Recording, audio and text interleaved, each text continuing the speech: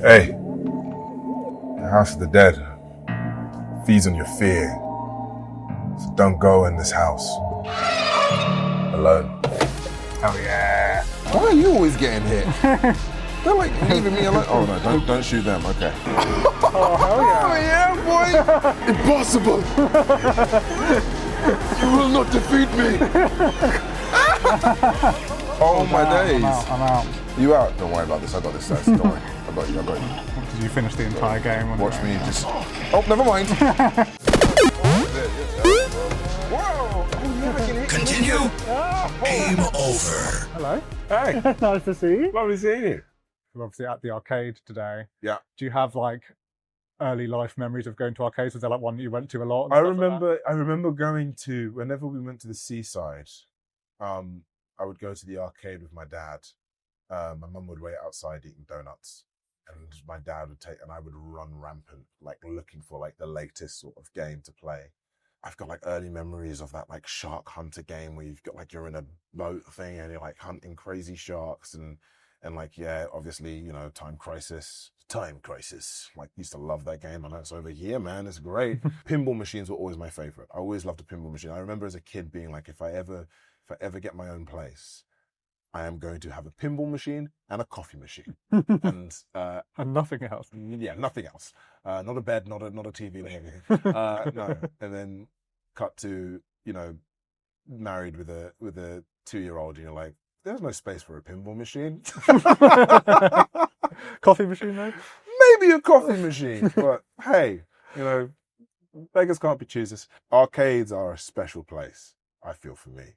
Because again, my love for play kind of, it felt alive in these spaces. You're moving around, you're seeing it, you're actually engaging, you're holding something, you're holding the steering wheel.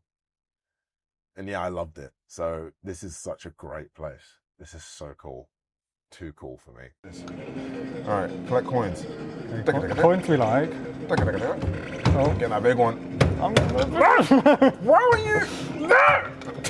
Oh my days. Rigged game. Rigged game. Here we go. No! Bro, nah, it's rigged, bro. It's rigged. This is unbelievable. This is where I reveal to you that I'm actually an expert at this game. Again, that I've played many a year. I actually grew up on this game. Yeah, absolutely. Yeah. Watch this. You ready? It's like Crystal Maze, but very slow. Oh no! You see that, baby? You see that, baby? Yes! Last time I saw you, it was at the BAFTAs on the red carpet, and then you went and won that night. Yeah. How did that feel? Weird.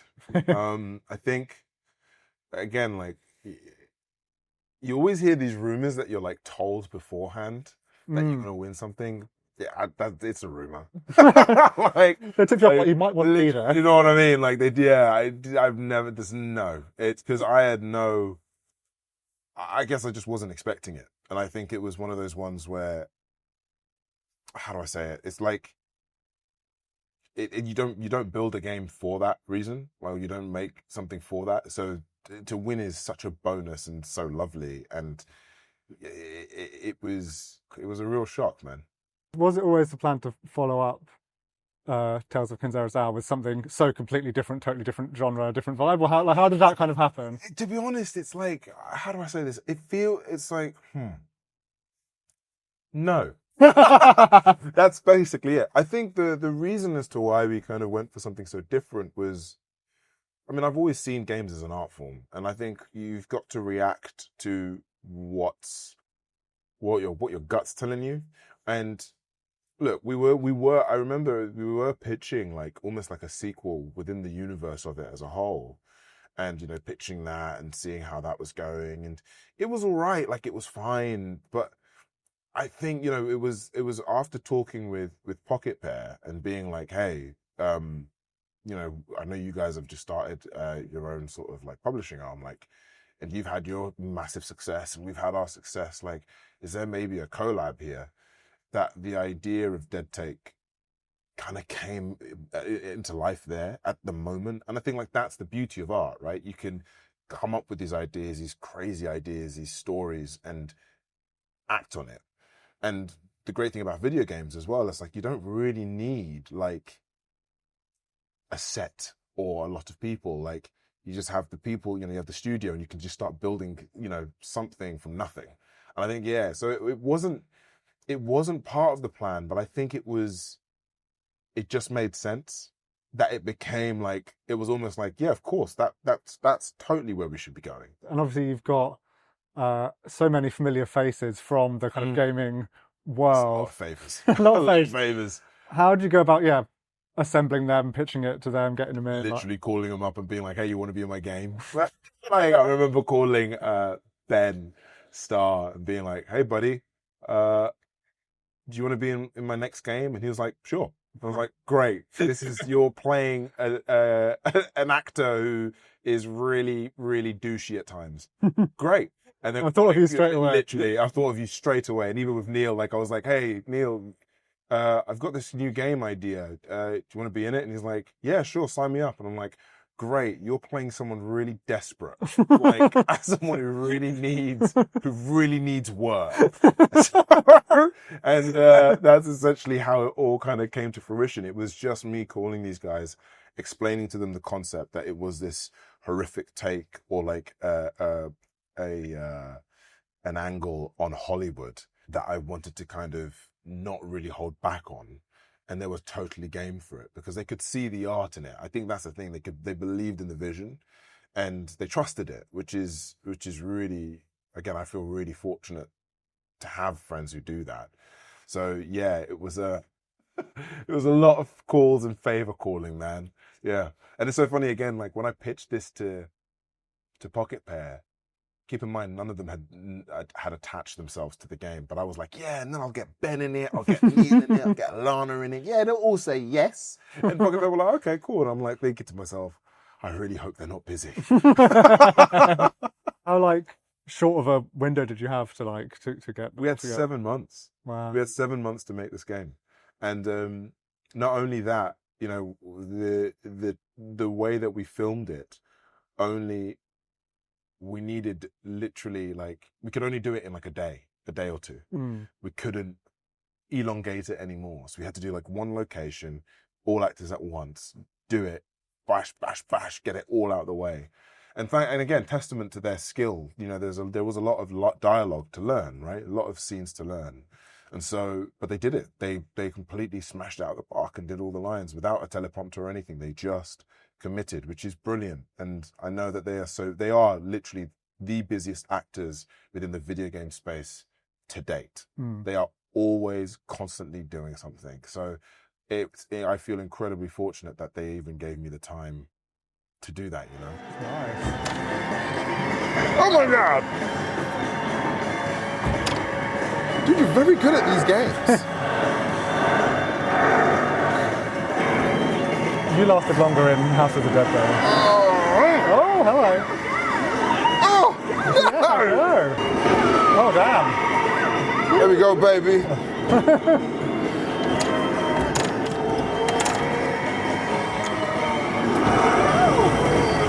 Drip. Oh yeah. No. Come on. Oh, God.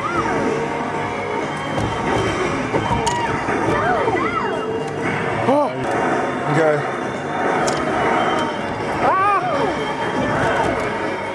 What? Terrible driving. I've seen the F1 film. It's exactly like that. Boy, if you win this, dude. Sure. Come on.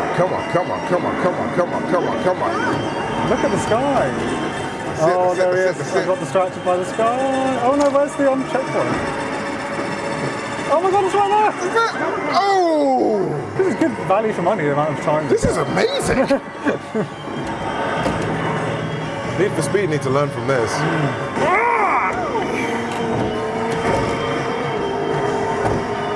Almost there. Hey! Oh God. No!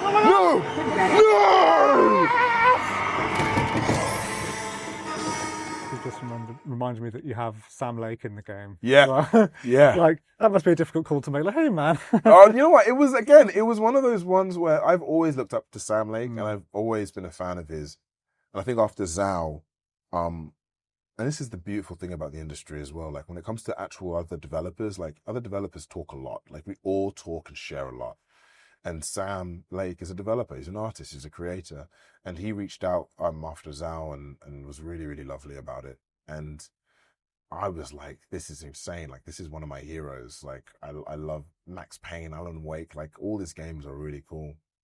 So then again, to ask him to be in the game, and he's never done, like, he was like, I don't really do acting, even though I'm like, but buddy, you're like, you're an actor. Like, I've seen you dance at the Game Awards. Like, come on, you can do this. And he was like, yeah, sure, whatever. And so, like, I know for a fact now that he said yes once, I'm going to ask him all the time. A really interesting idea to have, like, the fully live action scenes where, kind of where all the characters live. And then in the gameplay world, like, you don't see anyone, you don't talk to anyone. Yeah. What was like, how did you kind of land on that idea of kind of having these two kind of totally separate things that kind of then overlap? Budget. No, it was really trying to keep the player immersed as much as possible. I think as soon as you see like a 3D character, you begin thinking that you're in a game. You already think you're in a game. Like, you're already playing a game, obviously, and you're doing all these puzzles and all this sort of stuff in 3D environments. But like, as soon as you see like an actual character, you are kind of taken out and you're reminded, oh, this is like an animation, or it's like a game, you know? Whereas I really didn't want that. I wanted to almost make you feel like this is real life. This is you in this mansion, real life, dealing with this stuff, which is why, you know, even when it comes to the mannequins, the kind of things around, I know they're weird, but I was very, you know, I was very, like I told the team, like, they are basic, but the only thing that is different is each one has a different headshot of the actor, which is a real headshot. So it's like, so it still keeps you in the world of, oh wow, this is real. This is like a real thing. And it is, it's true. Like, a lot of the stories that the game was inspired by are real stories. Like, they either stories or rumors that you hear in Hollywood. And I think it was important to depict that.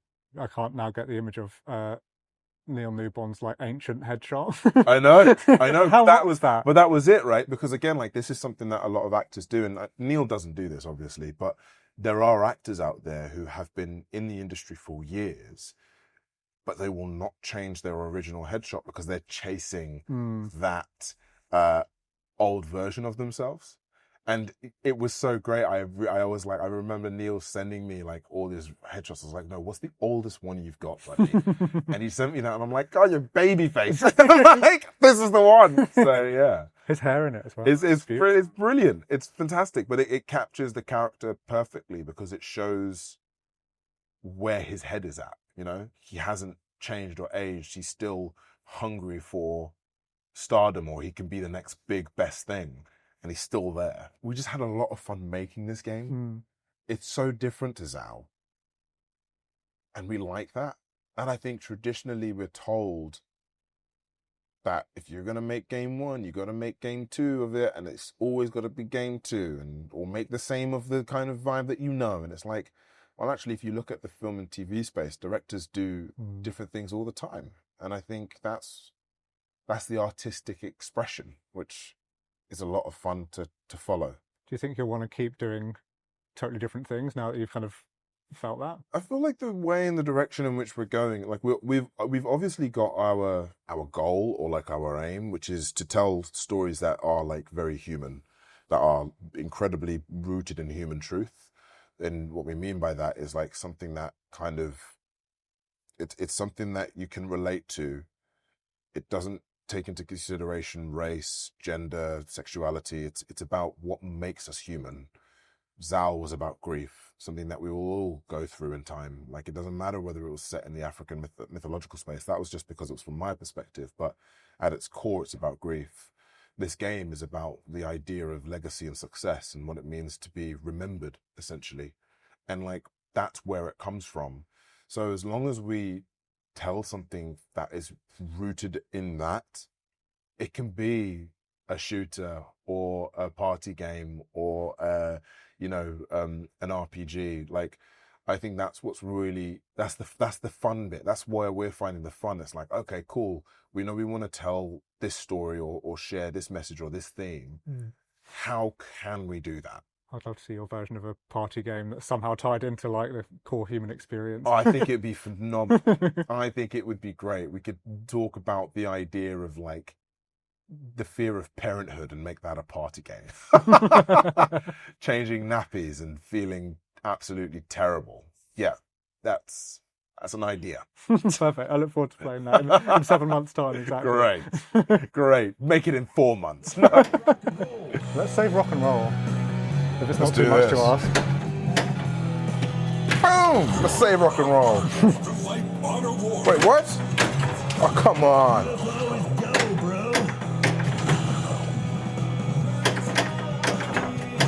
No! What? Alright, you know what? It's fine. It's fine. It's fine. This is great. Foo Fighters have a pinball machine. How does one even get a pinball machine? Oh, no. Oh, no. Oh, mate. It is complicated, isn't it? Yeah. Deceptive. Alright, cool. Alright. That's what we're doing. We're doing this again. Oh, man, you are smashing this. What? Oh. Oof. Close. Alright. Let's do this. Alright. Is it gonna go? Wait, is that it? You beat me again. What? He beat me again. Is that allowed? No. I'm supposed to be the star of this show. Like, this is utterly ridiculous. Utterly ridiculous. Game over. I don't like the Foo Fighters anyway, so it's totally fine. Who? Foo Fighters? What? No idea. With film directors, what you sometimes see is like they'll make a couple of films that do well, and then it's like now you've got a Marvel, or now you've got a Star Wars or something. Yeah. Would you want to do anything with a license, or is it more fun to like come up with your own stuff? Like, You know, again, like I would never say never. Yeah. I think what I'm realizing is actually I would love to do like a crazy spin on a license. The tricky bit, obviously, is trying to get the other person or the other party to see the vision of it, and that's like always the case. It's trying to convince them, right? And the thing is, it's like you even have that internally, right? I remember when pitching this game to everyone as well, and it's like, I remember some devs being like, wait, so you want live action, but also puzzle mechanics, and also splicing? Like what? And it's like, but the thing is, it's like, they're like, okay, sure, we'll just trust the vision. So it's about communicating that vision clearly. And I think with licenses, it's of course it's difficult because they are important licenses. These are also worlds which a lot of people care about. Fan bases really care about. So you got to do them justice. So I think like that's why in my head, I would never say never, but I would almost have to have total creative freedom. You know, I don't want to be checking boxes. Like I don't want to make like a live service, license game or like a sort of a point and click. Unless it serves the purpose of what that game of what we're thinking of. Yeah, it has to respect not only the developer and the time that we're going to spend on it, the game and story, but also the audience. I think when it comes to like games that are, so for example, like Devil May Cry, terrified. Never. They're perfect. They know what they're doing. Yeah. I don't need to kind of like, touch that. That's like amazing. Things like, most cinematic universes or like, places in movies, like I would love to kind of have a stab at it. Because you mentioned Weeping Angels earlier, my mind is just fixated on he should make a Doctor Who game. I know, right? I mean, that would be really cool. And I think like that's something, because again, a lot of the time people always play it kind of safe. What's great though is I think that we are entering into a space where people aren't doing that. You look at like Hogwarts Legacy, for example. It really was like, it respected the player. It was like, hey, come into, you are going to be a wizard. You're going to fly on a broom, like all this kind of stuff. So, and you're not going to know exactly what's going to happen. yeah, exactly. And I think like that's where we need to kind of think about when it comes to approaching these licenses. Don't just rely on the franchise to carry the experience forward. Respect the medium in which you're doing it in. Whoa! Oh, yeah, I can hit Continue. Game over. Radio Times does gaming? I was shocked, I tell you. I was mortified and then shocked. And then I thought, well, why not? I mean, obviously they do everything else. But Radio Times? Really?